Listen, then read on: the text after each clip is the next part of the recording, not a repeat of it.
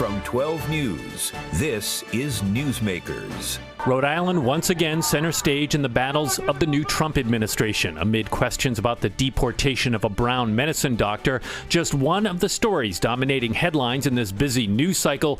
We'll break down the latest with a reporters roundtable. Then, good afternoon, I'm Walter Cryan. Commemorating a milestone of our own. WPRI marking our 70th anniversary on the air, including nearly a half century of Newsmakers. And welcome to Newsmakers. I'm Tim White, alongside 12 News politics editor. We welcome back to the program from the Boston Globe, Steph Machado, for this Reporters Roundtable. Hi, Steph. Welcome back. Hi. Thanks for having me. It's good to see you. You too. I want to start with Dr. Rasha Alawiyah of Brown Medicine. As a lot of people know, she was deported back to, well, we don't know if she's in Paris or in Lebanon, but she was deported after attempting to return from the country on break. Now, Steph, this was a challenging story to report on. First of all, it broke over the weekend, and we all know how difficult that is when sort of government is a little bit more sleepy on the weekends. But there were challenges in getting court records and access them. I want you to be a proxy for your colleague, Ed Fitzpatrick. He took a trip. He was in Boston Monday morning to review court documents. Talk about the challenges that this story presented. And this is exactly why robots will never replace journalists, because I hope you're right. What happened was Ed was reporting over the weekend about the deportation of Dr. Alawiyah, and her lawyers on her behalf had filed a petition in federal court trying to stop the deportation. A judge demanded that by 8:30 Monday morning, the Trump administration provide an explanation for this deportation. And so Ed was on the online court website and saw that he was not able to access any of the court documents. So he said, I better get myself up to Boston first thing Monday morning. There was also a hearing scheduled. He gets there and he's told by the court clerk, well, the Trump administration has filed a document, but I cannot print it out for you. You cannot have a copy. You can't take any pictures of it, but you can come into this little room and you can look at it on a screen. So I want to point out to our viewers, because we swim in this pool all the time, that with federal court, there's a service we pay for called Pacer that we can access court documents. But even so, any person can walk into a courthouse, and the vast majority of records are available to the public unless a judge puts it under seal. Yes. This is different because it's an immigration case. Immigration cases apparently are not put on the Pacer system, which, we don't often, this is not, can't remember the last time I read an immigration, this was all new to me as a reporter, case file, and so we didn't know this. And so fortunately, Ed and a number of other reporters were at the courthouse. Now, Ed had his phone and computer taken away because that's right. You can't go in. You can't go in with electronics unless you have special Ed, you got to get permission. A pass to you're a member of the media. Ed is a Rhode Islander. He has the Rhode Island pass, it's but not free, Ed. You can do this. Massachusetts pass. So he didn't have his electronics, but he's old school, so that's fine. Yes. But since they couldn't have a copy of the documents, he and a bunch of other reporters huddled around a computer screen and he scribbled down this Q&A between Dr. Alawiyah and immigration officials, basically what they said to each other when she arrived at Logan Airport. It was extremely key context as to why she was deported. It revealed that she had gone to the funeral of the Hezbollah leader, Hassan Nasrallah, when she was home visiting family in Lebanon, and she had photos of him and some other Hezbollah leaders on her phone, and she was questioned about that by immigration when she arrived at Logan. So that was really important context to the story that was only able to be brought to the world because of Ed and a few other reporters who were huddled over this computer screen. And then he actually had to run outside, because remember, he didn't have his phone, get his phone back from security, call our other colleague, Chris Gavin, and dictate to him over the phone what had been in the court documents. It was like a 1960 news relay 100%, situation, so that Chris could write up a story and get it out there. And so then Ed ran back inside for the hearing, which ended up being canceled. And then the judge actually did order the documents to be sealed at the request of Dr. Alawiyah's lawyer, her only remaining lawyer, because several of her lawyers withdrew from the case. And so now the documents are sealed. Now no one can go look at them in the little room at all. I think that's an important point, because I do recall this had come up under the code of federal procedure, whatever the rules are that dictate this sort of thing with the courts. And here in Providence, Judge Mary McElroy, I think it was pretty early on in her tenure, I think it was like in 2020, similar case, immigration case, and a judge can decide that if it is in the public's interest, they can make sure that the documents are posted online. Now, I'm sure part of Judge McElroy's reasoning and all of that was COVID.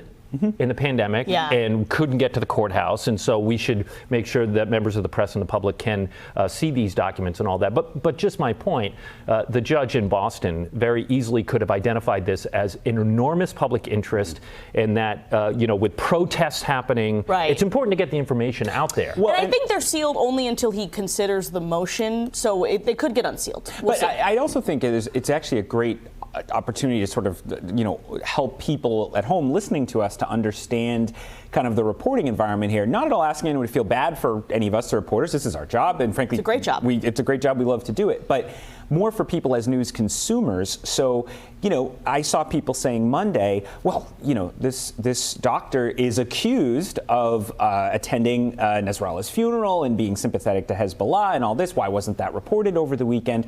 And hopefully people can hear in this story that context was not available to us, and frankly was only briefly even possible in the strange way Ed was able to. Person, that's right. Yeah. We reached out, all reporters reached out to ICE over the weekend. They did not provide these details. If they had, they would have been. So we're always trying to get more information, but there is a limit to what reporters can reveal if people aren't willing to tell us, including federal authorities who are going to make a case against them. And I want to say that the Trump administration did end up on Monday making comments about this doctor, but there's a difference between a comment coming out of the press office at DHS and the transcript filing in a legal filing Absolutely. that Ed was able to read, again, for this very short window, is much more clear about what happened than the press statements. Excellent point. All right, we got to go to a break in a minute. Ted, I want to touch on this, a huge shift of gears, but I want to make sure we get to it. You put out again this week that Senate President Dominic Ruggiero, he was expected to return on Thursday. Still did not. I believe he had been battling pneumonia, correct? Yes. What's going on? What can you tell us? Well, the Senate president, as people probably know, you're seeing pictures of him last year at his campaign kickoff here. The Senate president has cancer. That's been known for over a year now since he disclosed that. His health has been a huge issue of public discussion and consternation in the Senate. And his argument last fall when he was reelected to the job was, I'm strengthening and I'm going to be back and better and better and better during session. That has just not happened. He has only attended 4 Senate sessions so far this year. We're now in mid-March, getting into later March. Even recently, his office kept pushing back how soon he'd be first out of the hospital because he contracted pneumonia, then how quickly he could be back at the Senate. Just get people to understand how that impacts that chamber. Well, in the end, there is the way our state government works on paper, and then there's the way it works in reality. And the way it works in reality is there is a ruling triumvirate: the governor, the speaker, and the Senate president. And to the extent that the Senate president isn't able to fully exercise his natural authority, both literally and politically, it just means the Senate is less, I guess, relevant, frankly. I heard from someone this week that some senators noted last week's Newsmakers with the hospital executives, Tim. They were talking to Speaker Shekarchi about the budget and their Medicaid asks, et cetera, et cetera.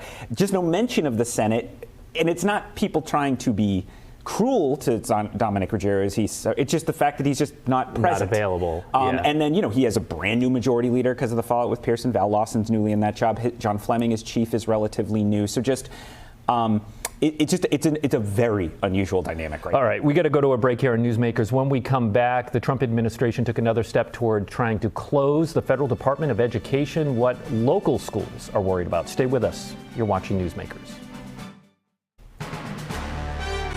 Welcome back to Newsmakers and this Reporters Roundtable. I'm Tim White. This is Ted Nesi, and from the Boston Globe, Steph Machado. Steph, President Trump signed an executive order on Thursday, to attempt to wind down the Department of Education. Now, he acknowledged yesterday during the signing that Congress would likely have to play a role because they started it, but clearly he is scuttling the ship here. I have to imagine, since education is one of your key beats, there is a lot of hand-wringing happening at the local level. Yeah, there's a lot of concern, and I will say we don't know exactly what is going to happen to all of the different programs within the Department of Education. It is not spelled out in the executive order that Trump signed yesterday. He's basically directing his education secretary, Linda McMahon, to do everything legally in her power to dismantle the department to the extent that she can, because the department and many of its programs were created by Congress, so they would need to officially, pass a law to eliminate the department. his main message was that he was returning education to the states. And I will say that education is already controlled mostly by the states and the local districts. So what's happening in your children's classroom is being decided by your district, by your individual school, by, frankly, your child's teacher, and by the state in terms of graduation requirements and curriculum and things like that. So the federal government's role is to provide funding. The Education Department gives funding to districts with high rates of poverty and also to students with disabilities. It's called Title I and IDEA funds. And the federal government also does accountability and oversight. So they do investigations into issues, let's say if students with special needs are not being properly served, if multilingual learners are not being taught English, both things that have been investigated in Rhode Island by the federal government. And they do accountability. They make the states send up data, their test scores and absenteeism rates and graduation rates and suspensions and all these things. The federal government is requiring states to report that data out, and then that's how parents find out what's going on in their kids' schools. That's how they find out the star rankings and all these things. So there could be a number of effects in K-12 schools in Rhode Island. I don't think we would see them immediately, but down the line, if a child with disabilities is having their civil rights violated, will the Education Department be there to investigate? I think that's an important point because, with a lot of what the Trump administration's doing, because they're trying to do everything they can without Congress, it's leaving us in this gray zone of there will be a Department of Education until the day a filibuster-proof supermajority in the U.S. Senate passes a law that gets rid of the Department of Education. But to the extent that Trump can wind down operations, thin out, by attrition and getting rid of people and all that, where I think sometimes the conversation's been more about the flow of funds, that seems to be the least at risk because the money will probably keep flowing straight out of the federal government into the schools. Yeah, but the enforcement issues, the data issues, that actually seems even more at risk than the money. But there's concern about the money because they say that it'll go out there, but we have heard from special education teachers, and we've seen this in school districts where they're thinking, maybe I should get into a classroom job because I don't know if my job's going to be here next year. Whether that's reasonable or not, it's that uncertainty. And here's the issue with the money is that so far the Trump administration has cut about half of the staff at the Department of Education. Human beings calculate how much money the districts are going to get in Title I funds, and they get that money to the districts. So will there be a delay in getting money to the districts if you've cut half of the people whose job it is to crunch the numbers and calculate these grants and get the money out the door? We know that school districts are basically paycheck to paycheck, right? They're not exactly running a surplus. And so if there's a delay in getting your federal funding, even if it's not cut, that could be an issue. I will say school districts are mostly funded by state and municipalities. So it's not the majority of the funding for schools coming from the feds. One of the smarter metaphors I've seen national reporters make is that Elon Musk, who isn't by any means the only person, but obviously is a driver of this effort to what can we dismantle on our own, is looking at the federal government like he looked at Twitter when he bought it, which he said, this is way overstaffed. It can do its core functions with vastly fewer people, and maybe some of the things it's doing aren't necessary for the core putting messages online.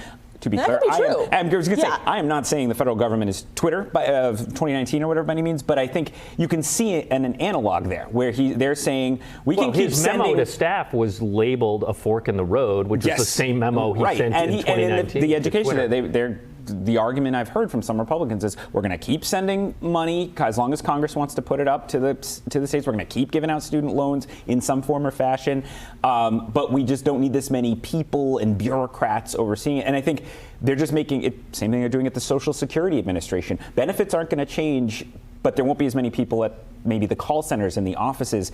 We are going to find out in real time, over time, whether they're right about that or if there's going to be disruption that leads to a backlash. And something else that's interesting is while he's trying to dismantle the Department of Education, Trump is also using the Department of Education to investigate universities for accusations of anti-Semitism, That's a good point. to investigate schools for DEI and transgender issues. So I think that's interesting too. Who's going to do that stuff if the Education Department is successfully dismantled, because they are carrying out his priorities? That's a good question. I wonder if you lean on the Department of Justice. Ross Douthat, the New York Times conservative columnist, had said he'd suggested maybe they're going at it the wrong way for conservative ends, and they should be keeping the same number of staff but putting their own people in and using it to their ends agenda, instead of liberal ends. Yeah. All right, Steph Machado, Boston Globe. Thank you very much for joining us. Thank you. You'll want to stick around because I rarely say this, a fun segment of Newsmakers. We look back at 70 years of WPRI, including nearly 5 decades of this show. Stay with us. You're watching Newsmakers.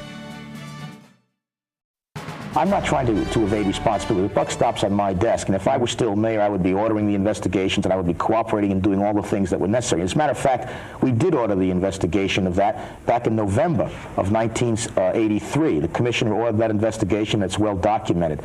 So I don't condone that stuff, Brian. I never did, and I never would. Welcome back to Newsmakers. That, of course, was the late mayor of Providence, Vincent Buddy Cianci, on Newsmakers in 1984.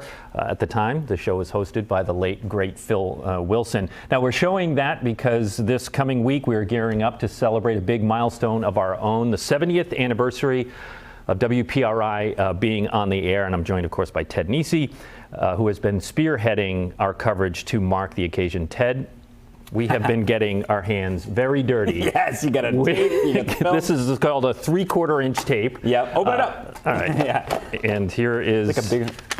the list of what is on here. Arlene Violet is here. Some drug bust in Cranston. This is what the tapes look like. And so anyway, we have been ingesting, is the term we use in the industry, all of these things so we can bring it to people now. In fact, here's a video of you, Tim, that we got behind the scenes the other day as you were working on your part of the project. And people can see the machines we're using. I mean, just to give people a sense of how hard it is to get 70 years of material into a digital format for this coverage. It's hard to find the parts to repair the machines we have from the 70s and 80s that play all of this. But yeah, I'm really excited about it, Tim. We have a lot of video that's now going to be part of this coverage that hasn't been seen since it aired in the as far back as the 50s and 60s and of course the 70s, 80s. So I think it's going to bring back a lot of memories for viewers along with all of us, obviously, here. I want to give a big hat tip to engineer Jimmy Costa, who had to dust off some of his skills locked away in his brain to work on old tape decks. And former chief photog Les Bro does a lot to get this stuff going. You know, why don't we give folks now a taste of the early newscasts? And it was funny, you know, you did sort of a historical look at this. I know we didn't do as many newscasts as we had in the past, but or as we do now. We were, we had 15-minute newscasts? Yeah, and I mean, that was a classic. That was typical in the 1950s and 60s when we first came on the air in 1955. It was 15-minute black and white newscasts. Some of the our older viewers might remember Mort Blender was our first really do we have some video we can show of some of the old newscasts here? Mort was on. There he is. There's Mort. He was on from 1955 to 1973 when he left to be Congressman Eddie Beard's press secretary, actually. You see Salty Brian there on Salty Shack. Of course, Walter Cryan. There's a young TJ Del Santo, who's actually in the studio with us now waiting to do his forecast at noon.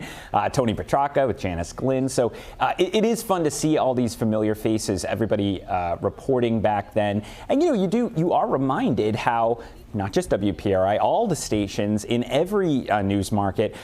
We're also, along with doing the daily news, we are repositories of the history of the region, and it's you feel a sense of pride when you see all that. So as we expanded newscasts, it was in the mid-1980s or so that we actually launched a full-blown morning news. I mean, we do like 4 or 5 hours. We're on the air for like 20 hours a day now locally, but we launched the newscasts in the mid-1980s, and many folks at home may remember waking up and turning on the TV and seeing Barbara Hamilton. Take a listen.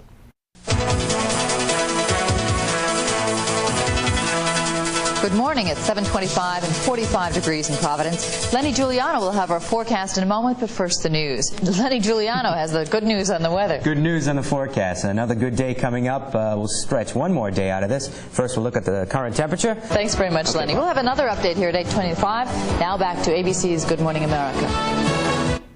Lenny Giuliano is the state meteorologist now, so he's still in Rhode Island. And we were an ABC affiliate then. Yeah, and that's going to be, so Monday on the first day of our full coverage, I'll have the history of the station itself at 5 o'clock and 6 o'clock in the evening newscasts. And yeah, you know, part of the fun of it is telling our own story. I mean, we were CBS when we came on the air. We were CBS into the late 1970s. Then there were ownership changes, and we swapped. And we were the ABC affiliate until 1995. Then there was the whole Survive the Switch campaign. Back to CBS as we are today. Let's pivot to Newsmakers. Newsmakers has been on the air for nearly 50 of the 70 years for WPRI, and going through the archives, we found my first episode of hosting Newsmakers, December 2006. There's Arlene Violet and Ian Donis, who hasn't changed at all. And completely out of fairness, why don't we look at Ted's first episode of Newsmakers in 2010. Look at those sideburns are bananas. Oh my gosh, I remember that set in that sad little table. Yeah, down on the floor there. In the old studio we were. Yeah, oh my God. All right, take it down, Alex, please. Take it down. So let's go back to 1988 now. And Newsmakers then, again, hosted by Phil Wilson. See if you recognize this guy. So I think the voters right away may fall back and say, well, we don't like him that much anymore. But then they'll start to think, has he done a good job as governor? And as time goes on, these things do tend to fade away in the past, and the voters will come back in many instances. Joe Fleming with the dark beard and all that. He was talking about Governor DePrete there, I believe. Yep. Who did narrowly survive that year. So Joe's analysis was spot on. Always spot on. He is such an institution. All right, let's fast forward a couple of decades here. 2001, right after 9/11, host Jack White had two senators here, Senators Reid and Chafee. Take a listen. Which has been fighting the Taliban for a long time, as we know, and controls a certain part of Afghanistan that they will be receiving and maybe already are receiving pretty massive help from the United States? Well, they were receiving assistance to be a source of counter pressure on the Taliban in Kabul and the capital of Afghanistan. That's Senator Reid on Newsmakers 2001. I believe it was 2 weeks after 9/11. Reid's still in his first Senate term in this video. Is that right? He won his second term in 2002, yes.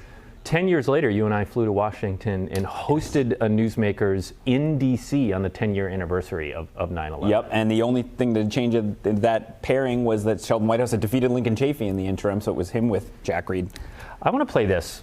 We had a show called For the Record, and it's not clear to me if this, look at that shag rug.